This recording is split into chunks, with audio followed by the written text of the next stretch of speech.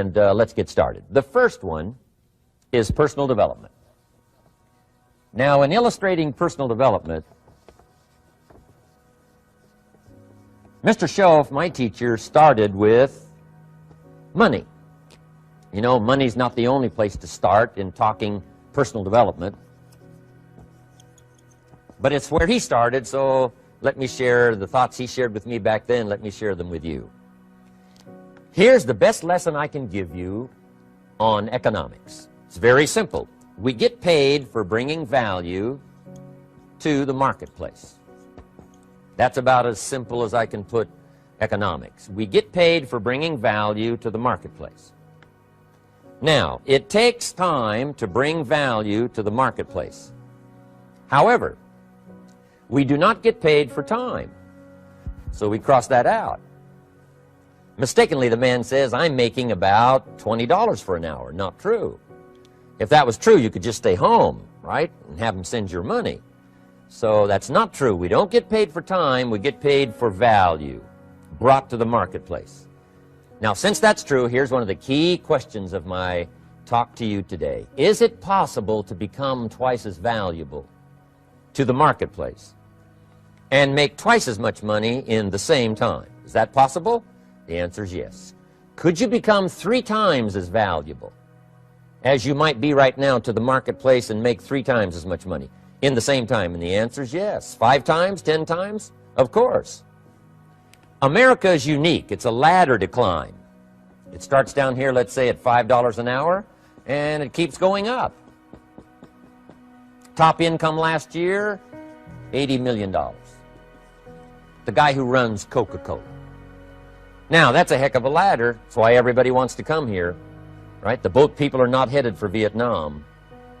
People haven't plotted and schemed for 50 years saying if I could just get to Poland, everything would be okay. Not true. Everybody wants to come to America. And the reason is because we've got the best wind ever blowing in our favor. We've got the best economic opportunity anybody's had in 6,500 years. And all you have to do is understand it and take advantage of it. Now, there's some key questions to ask here. Why would the marketplace pay someone only $5 an hour? Very simple answer. They're not very valuable to the marketplace. Now, we must underline to the marketplace. This person might be a very valuable brother, yes. Member of the family, valuable, yes. Valuable member of the church, of course. Valuable citizen of the country, yes. Valuable in the sight of God, no doubt. We're all of equal value in the sight of God. But if you're not very valuable to the marketplace, you don't get much money. You say, well, it shouldn't be that way. Well, then you got to start your own country. You know, this one's been in process for 200 years, and this is the best we've been able to come up with so far. But here's the key. You don't have to stay here.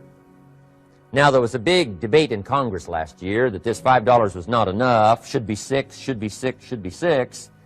But we don't need legislation. 6 is already on this ladder. The next step up.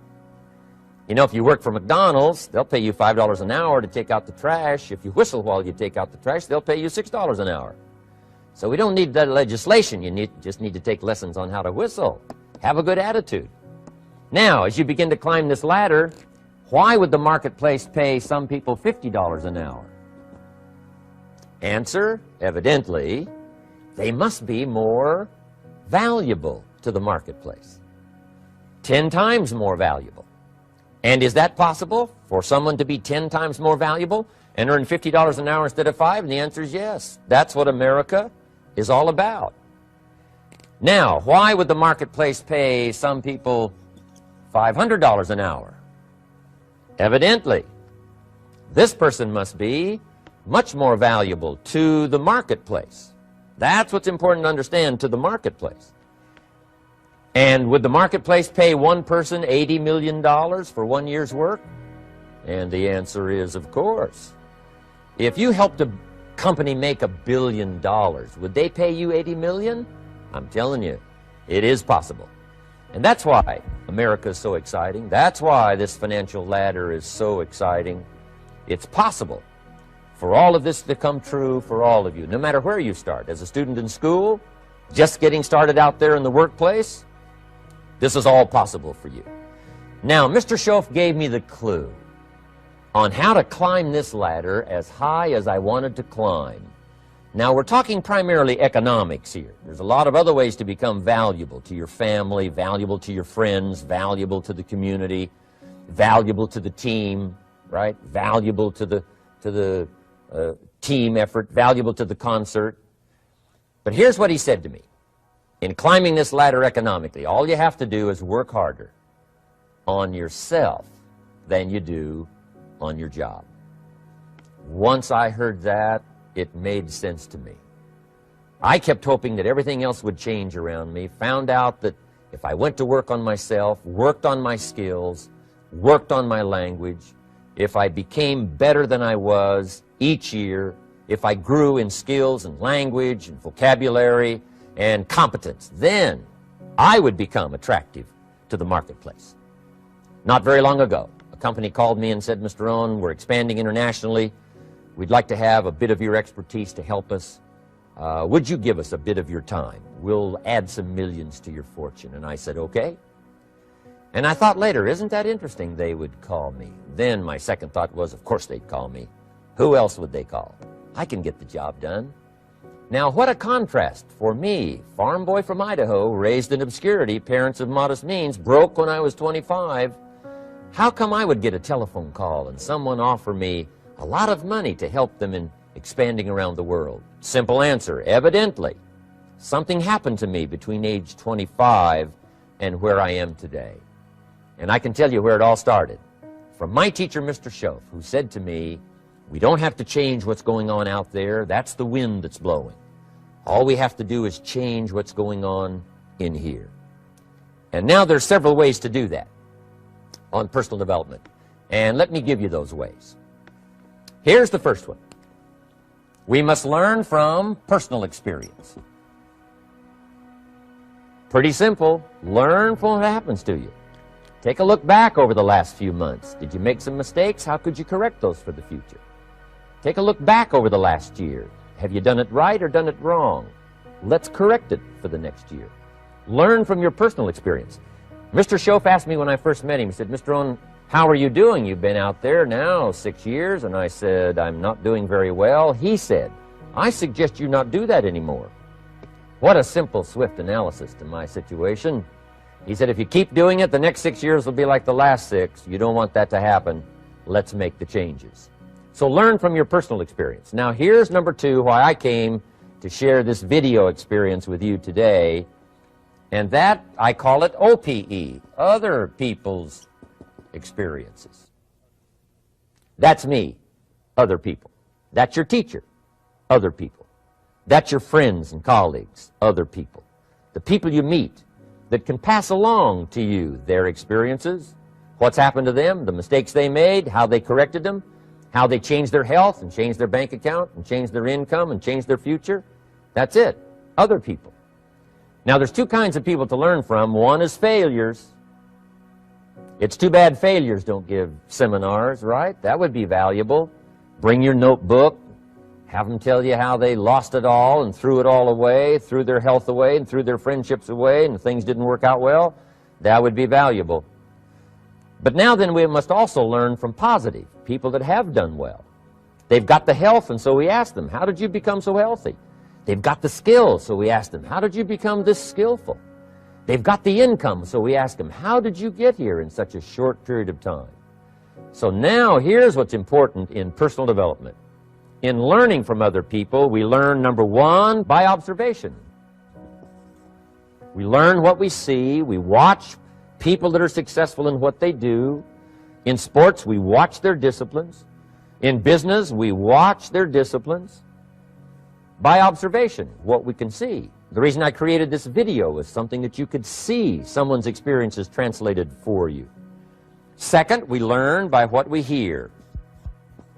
I've got some of my lectures on cassette tapes, so you know you can take them with you wherever you go and learn by listening. Turn your car into a mobile classroom and listen. And then listen to the sermon on Sunday morning. Listen to the lectures. Listen to the teacher. Listen to someone who's got something good to say. And then number 3 is vitally important on personal development, and that is read all the books you can possibly read in your lifetime. Mr. Schoaf got me started on my library. I've got one of the better libraries. Haven't read everything in it, but I feel smarter just walking in it. My library. At least I was smart enough to buy it. Now I got to be smart enough to read it. And then, of course, I got to be smart enough to decide what's valuable and then do it. But this one is very important. Become a good reader. Some books that helped change my life. Mr. Schoaf recommended, of course, the Bible. And my parents made sure I was a pretty good scholar by the time I was 18. That's been so beneficial for me, drawing from those illustrations, reading about those stories, people who made it and people who didn't make it, and what the difference was. And then other books that helped to really change my life. One called Think and Grow Rich by Napoleon Hill. And then a book that helped me become financially independent by the time I was 31. And that book is called The Richest Man in Babylon by George Clason. And I'm going to share a little bit of that book with you when I get to financial independence today, our 3rd subject. But I started reading the books, attending the classes, making sure that I got in front of people that had something good to say. And then I started keeping a journal. One of the major things my teacher taught me was to keep a journal. He said, don't trust your memory.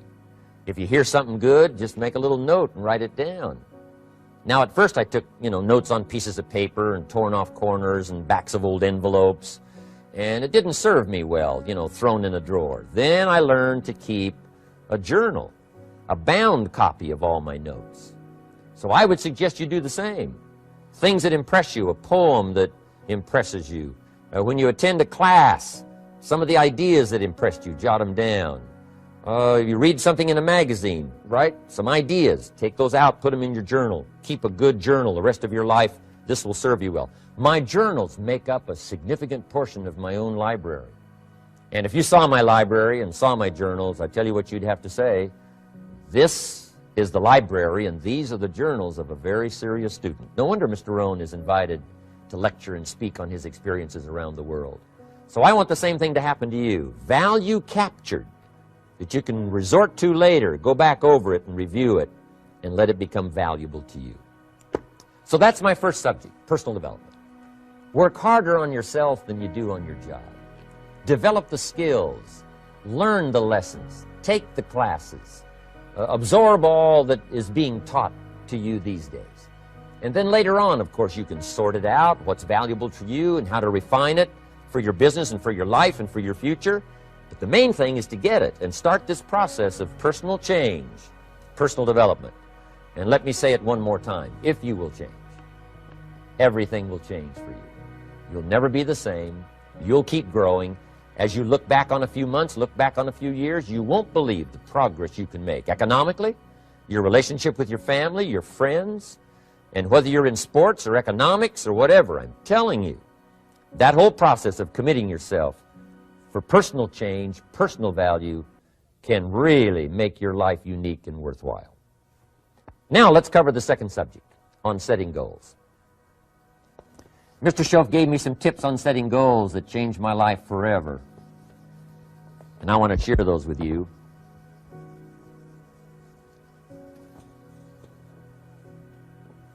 So let's talk about setting goals, and I also want to tie it to personal development, and you'll see how I'm going to do it as I progress here. Setting goals.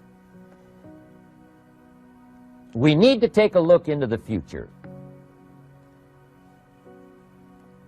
There are 4 things to consider in terms of attitude. One is how you feel about the past. Best advice I can give you on that is treat the past as a school. Let it teach you the mistakes you've made, the things that went wrong, the things that didn't work. Don't use the past as a burden to carry, and don't use the past as a club to beat yourself to death. Past losses, past failures, past mistakes. But let the past be a school. Tough school maybe. We've all been through some tough stuff. So if you feel good about the past, draw from it for experience and let it teach you. Then next is how you feel about the future. We've got to have the future well designed. The future is called the promise. And here's what we teach in our leadership series. The promise of the future can be an awesome force for your own future. The promise of the future, designing the future. There's two ways to face the future. One is with apprehension, and the other is with anticipation. I promise you, in my travels around the world, most people face the future with apprehension. And here's why. They don't have it well designed. They've sort of left that up to someone else to fix. But here's the best way to face the future, with anticipation. And you can face the future with anticipation if the future is clear, if the future is well designed. And I would like to have you consider some thoughts with me that help me to really change my future by giving it some thought and some consideration. And here it is. In setting goals, it's very simple. Number one, decide what you want. You just take a little time. You sit down and say, what do I want? What kind of skills do I want? What kind of income do I want for the future? What would I like? Where would I like to go? Places I'd like to visit. Habits I'd like to acquire. Skills I'd like to have. You just take a little time to think about what you want. Economics, friendships, people you'd like to meet, places you'd like to go. You just take some time. And then I suggest, when you've thought about what you want for the future, make a list. Just jot it all down. It's really a very simple process. And then here's number three. Keep all the old lists. I'm telling you, this served me so well, keeping my old list of goals. I look back now 10, 20 years ago at goals I set, lists I made, and I smile now because here's what I thought was so important, 20 years ago. Now some of those things aren't even on my list. I've got a new list. I've grown. I've changed. I've matured. But I give you that advice. Decide what you want. Number two, write it down. Number three, keep the old lists. And then here's number four. When you get something that's on one of these lists, check it off. Part of the fun of having a list is checking it off. And then if you can add some drama to checking it off, see, that's what really helps. I set a goal to go to Spain many, many years ago. And when I finally made my first trip to Spain, I had that journal with me that had that list in it. And while I had my journal on my lap, waiting for the wheels to touch down in Madrid, I waited until the wheels touched the runway, and I checked it off. Just adding a little drama. So, part of the fun of having a list is checking it off. Now, here's what's important about the lists and designing your future. If the future gets clear, the price gets easier. Because you got to remember, for every promise, there's a price to pay. Everybody's got to pay the price. Everybody's got to do the deal. Everybody's got to do the disciplines. Everybody has to pay. But here's what I've discovered. If the promise is clear and powerful, the price is easy to pay. The price is some classes. The price is a few books. The price is a few disciplines. The price is finding something that'll make your life better, make you grow, make you change, make you develop. So the first part of the key is to design the promise. Then, what is the price to pay? I'm telling you, the price will be easy. Anybody in my audience can pay it, no matter where you are, where you come from. Color doesn't matter, religion doesn't matter, where you grew up doesn't matter, circumstances don't matter. I'm telling you, if you'll make the promise of the future clear for yourself, the things you want, the places you want to go, the things you want to have, the person you want to become, the skills you want, the homes you want, the future you want, the friends you want, all of the values of life that you could possibly want. If you'll make that clear, make those lists, and be serious about it, I promise you it's an easy price to pay. Anybody can pay it. And the best advice I can give you is, if I can do it, you can do it. Farm boy from Idaho, raised in obscurity, I changed my life, turned it upside down, turned it all around, found economics, found future, found promise, and if I can do it, you can do it. So, start setting your goals and see if you can't get a better excitement going for the things you want to accomplish for the future. Now here's my third subject, and that's called financial independence. Oh, by the way, before I get to financial independence, let me cover one more point. One of the major reasons for setting goals is for what they make of you in achieving them. My teacher advised me when I first got started at age 25, he said, Jim, why don't you set a goal to become a millionaire? He said, it's got a nice ring to it. you know, enough zeros to impress your accountant. And he said, I'm here to help you. You're only 25 years old. You've been to 1 year of college. You've got a beautiful family, every reason to do it. Why don't you set a goal to become a millionaire? And he said, here's why. And I thought, he doesn't need to teach me why. Wouldn't it be nice to have $1 million? He said, no, then you'll miss it. He said, here's why. For what it will make of you to achieve it. I'm telling you, that statement changed my life. Set the kind of goals that will make something of you to achieve them. He said, now, once you become a millionaire, what's important is not the money. I thought, that's kind of strange teaching. He said, honest, it isn't important. He said, you could just give the money away. Now, I did better than that. I lost it all. By the time I was 31, I was a millionaire. By the time I was 33, I was broke. And I'll tell you a little bit about that story later. But when I lost all my money, guess what? I found out Mr. Schoaf was right. What was valuable was not the money. What was valuable was what I became to earn the money. The skills I had, the knowledge I had about the marketplace, the values that I had going for me. They were more valuable than the money. And here's an important statement to remember. It's not what you get that makes you valuable. It's what you become. So part of the key here is to set the kind of goals that will make something of you. Don't set them too low so that you don't have to grow and you don't have to read and you don't have to try and you don't have to stretch. Don't set them too low. And then don't sell out. Don't go for something that's going to cost you your virtue or cost you your values or sell out your principles. There's a good middle road here to follow. Goals that will inspire, goals that will help you grow, change, develop, and become better than you are. Okay, now let's talk about financial independence. How to become rich by 40, 35 if you're extra bright, much sooner if you find an opportunity like I did. Let me show you how I did it. Financial independence. First of all, I like the phrase financial independence. Some people are a little bit concerned about using the word becoming rich or becoming wealthy, and I can understand that. I struggled a little bit with this. Is it okay to go for becoming rich, go for becoming wealthy? And maybe that's a bit too strong a word or strong a term. So here's what I've come up with that I think is comfortable for me, and that is how to become financially independent. I think it's every person's heritage here, especially in America, to become financially independent. Now, let me give you my definition of financial independence. Financial independence is the ability to live from the income of your own personal resources. Financial independence. Now, it depends on how you want to live. If you need $2,000, $3,000 a month, if you need $4,000 or $5,000 a month, if you need $10,000 a month, some people may need, you know, $100,000 a month. But whatever you would need to live, and you could earn that living from the income of your own personal resources, that's what I call financial freedom, financial independence. And let me show you how to acquire it. If you start at age 15, between ages 15 and 35 is 20 years. And in my personal opinion, based on my own studies and my own experience, 20 years, in my opinion, is enough time to become financially independent.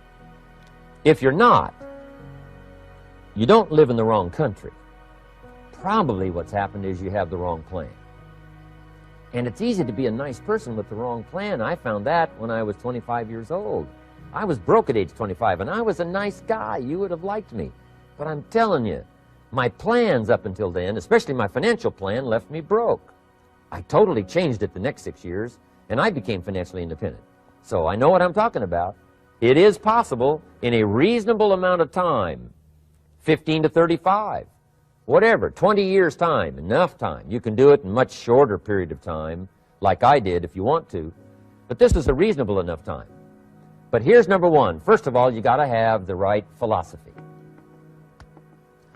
Philosophy is our ability to gather knowledge and sort through it and decide what's valuable. To develop a philosophy about life, a philosophy about our health, a philosophy about our family relationships, a philosophy about economics. And if you develop the right philosophy, that's what helps to set this sail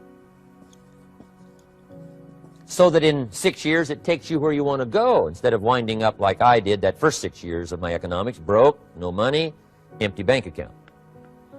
The right philosophy. Now let me give you a couple of philosophies to consider. Here's the first one. It's called the philosophy of the poor. And here it is. Poor people usually spend their money and invest what's left.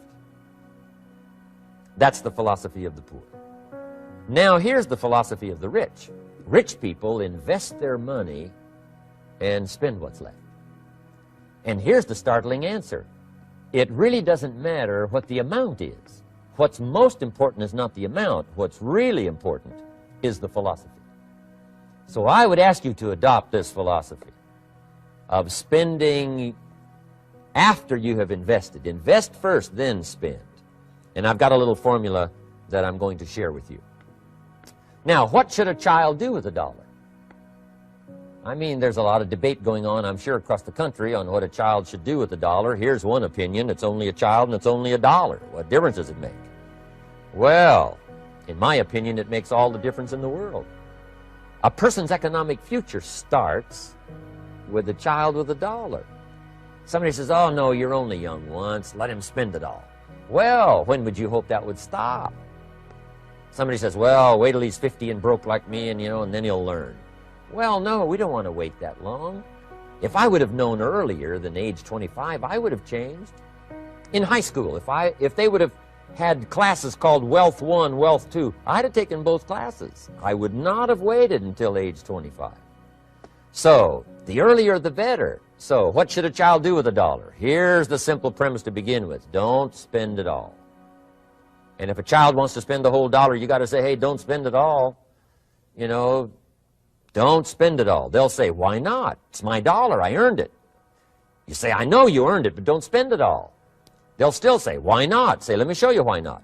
So you put them in your car, take them to the other side of town, and show them where people live that spend the whole dollar. Just drive them around. Kids learn best by visual. Just drive around and say, would you like to live here? Kid says, no. Would you like to live like these people live? Kid says, no, no. Then you can't spend the whole dollar. So, kids will get the message. So, take them to the other side of town, show them around, unless you already live there, and then just show them around. Anyway, don't spend the whole dollar. Now, let me give you my best view of what to do with a dollar. And I promise you, if you started at age 15, now if you're over 15, right, you've still got plenty of time. You still got 20 years. If you're 30, you still got 20 years. I mean, you still got plenty of time to start what I'm about to share with you. What to do with a dollar. Here's my first bit of advice. Never spend more than 70 cents. Never spend more than 70 cents. Now, you got to pick some number, and the number you pick is going to be determined by your philosophy. It's going to be determined by what you've been taught or your experience teaching yourself.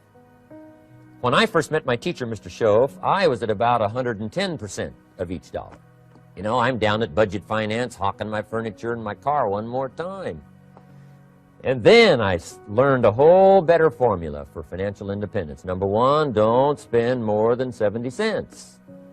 Now, kids say to me, well, okay, what do I do with the other 30 cents? And here's what I teach them. 10 cents for charity. Charity or church, or helping people that can't help themselves. 10 cents to support worthy projects. Projects that you feel good about. 10 cents out of every dollar. It's called being generous with part of what you've taken out of society. Now, in my opinion, nothing teaches us character better than generosity. No class, no teacher, no book teaches character better than generosity. And the best time to start is when the amounts are small. And I know if kids learn these lessons well, they'll give a dime out of a dollar, help people that can't help themselves, support worthy projects. Or if you belong to a church, they teach tithe, piece of. That's very important. Now, because when the amounts get larger, sometimes it's a little more difficult. Giving 100,000 out of a million, someone says, oh, if I had a million, I'd give 100,000. I'm not sure. That's a lot of money. So the time to start is when the amounts are small. 10 cents out of the dollar. Okay, next 10 cents I call active capital. Active capital means do something to make a profit. Active capital. Set aside a portion of your income. Wages are okay, but I'm telling you, wages will make you a living. Profits will make you a fortune. So set aside part of your income as capital, called active capital. Any kind of project you can possibly think of, you can possibly come up with. I'm going to write a new book, I think, for kids. I think the title is going to be, Of Course Kids Should Pay Taxes. It's kind of an interesting title. In California, kids do pay taxes. When a child walks into 7-Eleven, buys something that costs $1, the proprietor says, give me 7 more pennies. And the child says, hey, what's these 7 pennies for? And the proprietor says, that's the taxes. Kid says, well, hey, I'm only 8 years old. Proprietor says, congratulations, you're my youngest taxpayer. Give me the money. So in California, where I live, kids do pay taxes. Big question is, should they? And my book will answer that question. Of course, kids should pay taxes. Nothing is for free. If you want to ride your bicycle on the sidewalk instead of in the mud, you got to pay the 7 pennies. Nothing is free, so we all have to pay.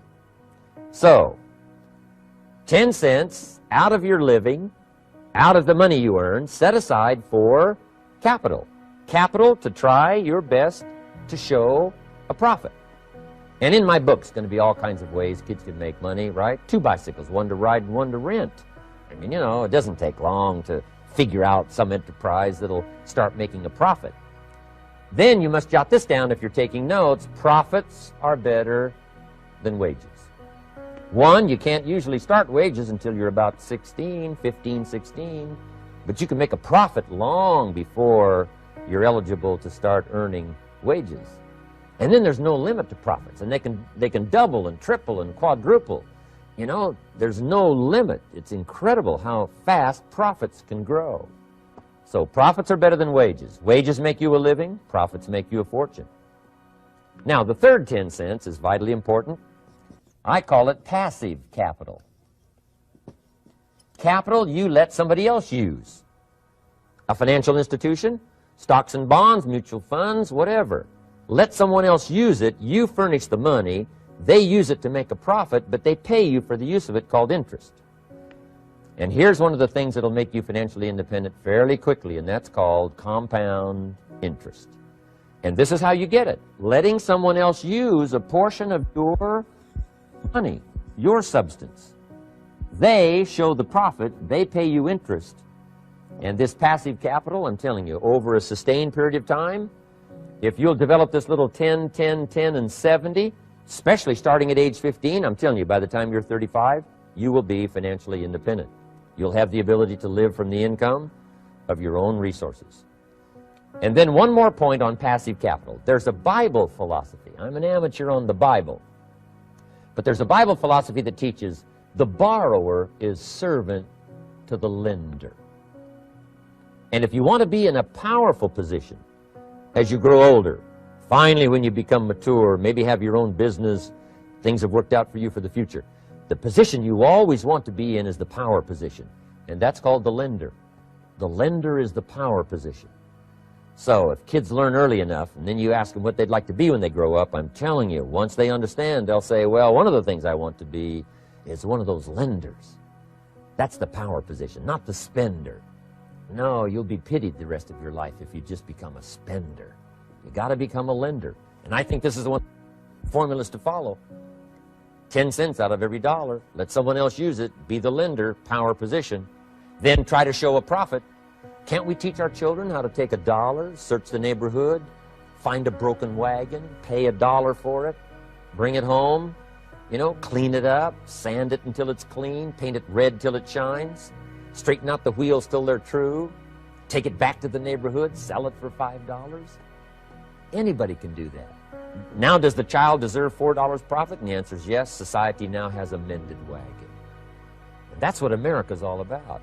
Finding something, touching it, making it better, making a profit, taking part of your resources, helping people who can't help themselves.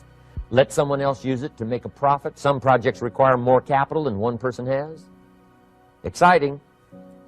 and then let them pay you for the use of it?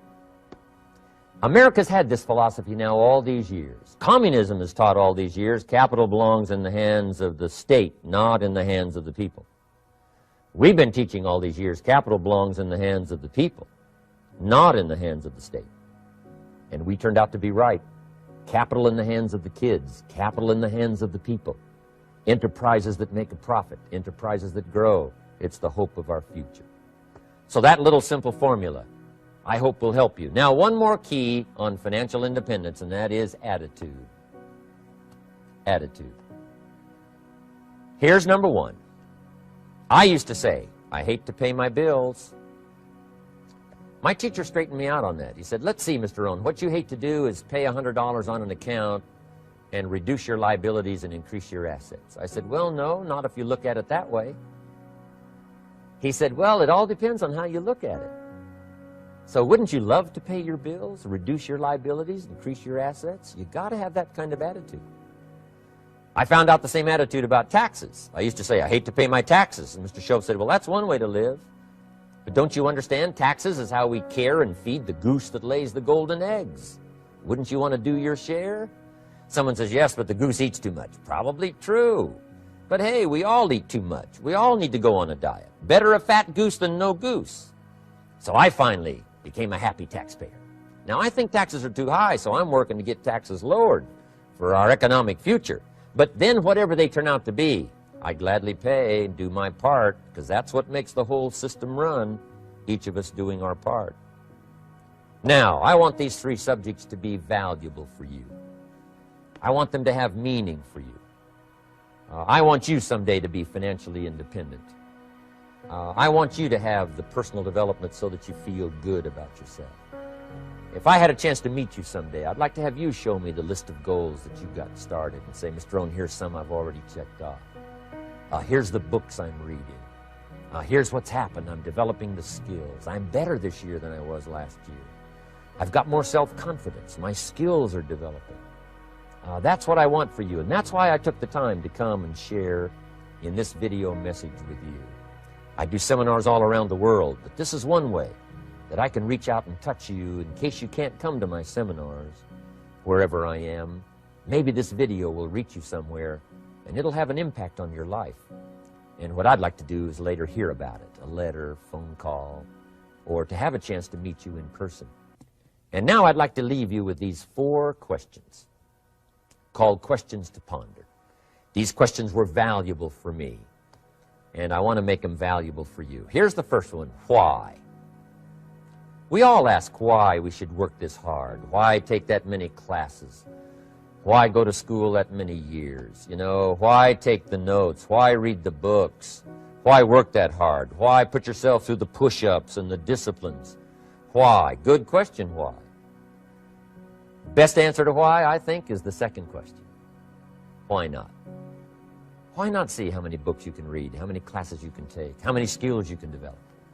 Why not see how valuable you can become to the marketplace and to your friends and to your family?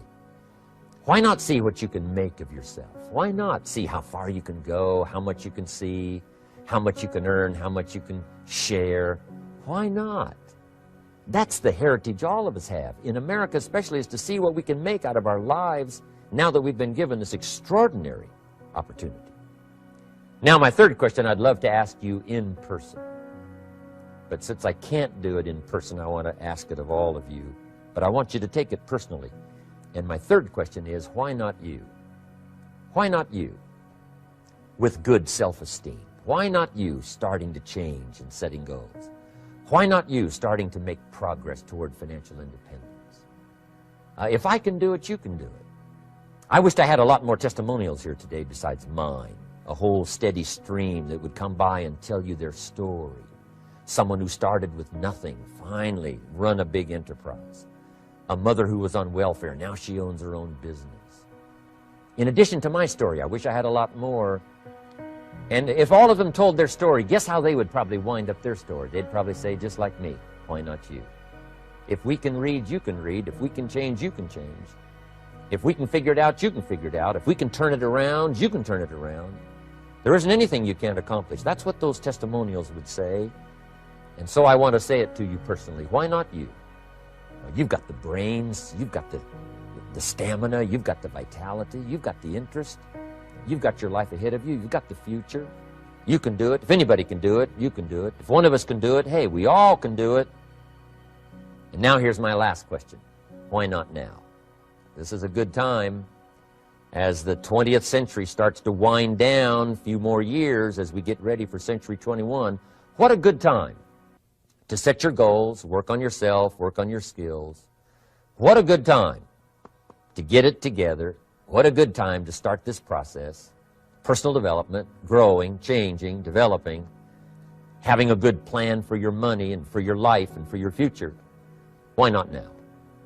And I hope I have a chance to see you one of these days and share with you the experience, the reaction, the response you might have had from my message today. And until I get a chance to see you on this side of the world or the other side of the world, in some school or some seminar, or maybe I'll come and speak for a company that you work for someday, I hope I get a chance to meet you. Until then, I wish you the best. I want all that I've gotten to be yours and much, much more. God bless. Goodbye.